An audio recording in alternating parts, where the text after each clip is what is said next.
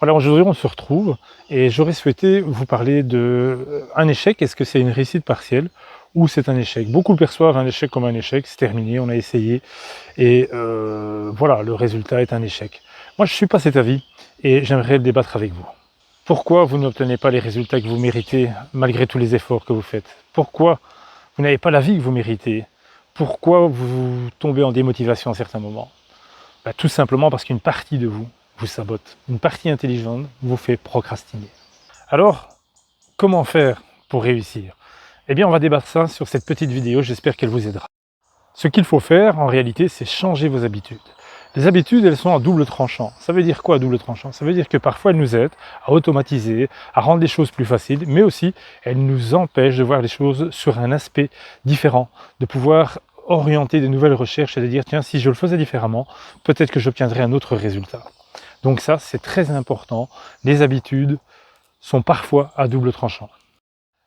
C'est difficile à entendre, mais en réalité, votre vie est le résultat de vos habitudes et de vos processus. Ça veut dire que toutes les petites choses inconscientes que vous faites, eh bien, ça donne le résultat à votre vie. Donc on va essayer ensemble de savoir comment on peut faire la différence.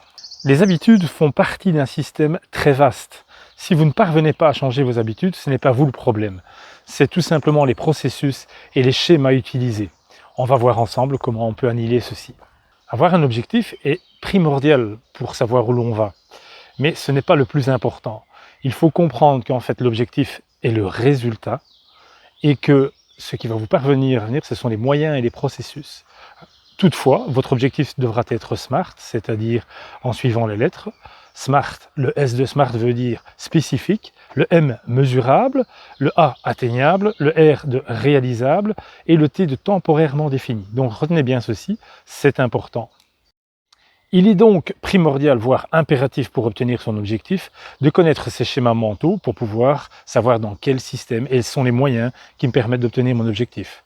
Cela, vous pourrez l'avoir grâce à un coaching par un professionnel de l'accompagnement. Pourquoi vous êtes en perte de motivation et pourquoi se démotive-t-on? Eh bien tout simplement, la démotivation, elle vient parce qu'il y a beaucoup de choses non perceptibles, non visuelles et avec aucun ressenti de votre avancement qui va faire qu'on se met à abandonner. Croire que réussir du jour au lendemain est une réalité est une fausse croyance qui peut vous bloquer et un frein exceptionnel. J'aimerais vous partager un exemple de la nature qui est vraiment frappant. Sachez que les rhizomes du bambou mettent 5 années à constituer en fait les racines qui vont pouvoir donner l'énergie nécessaire au bambou à pousser. Un bambou peut atteindre une hauteur de 27 mètres en 6 semaines, ce qui en fait un résultat spectaculaire. D'une vision extérieure, on pourrait se dire « Waouh, en 6 semaines, quel est le résultat impressionnant ?»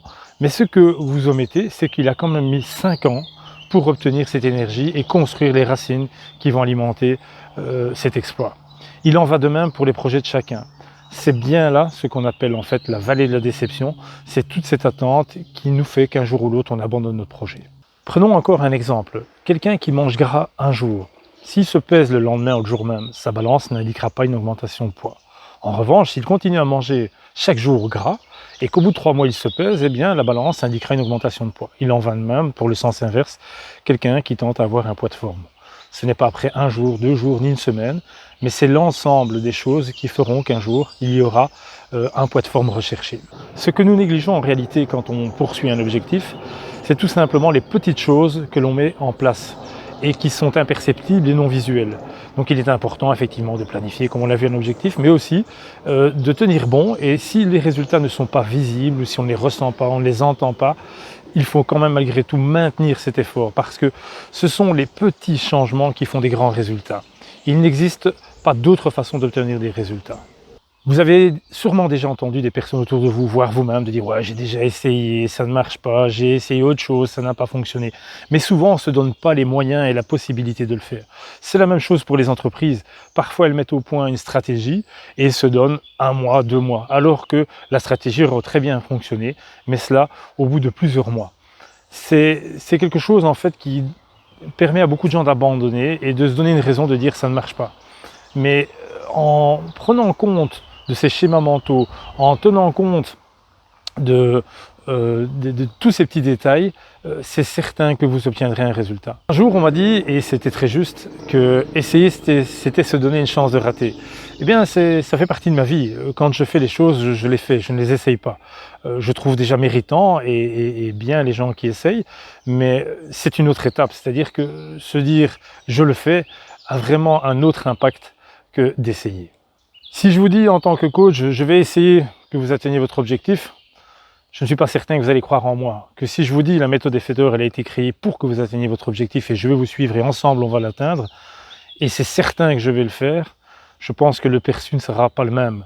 Il en va de même pour l'inconscient de votre cerveau. Si vous dites essayer, il vous laisse une porte de sortie.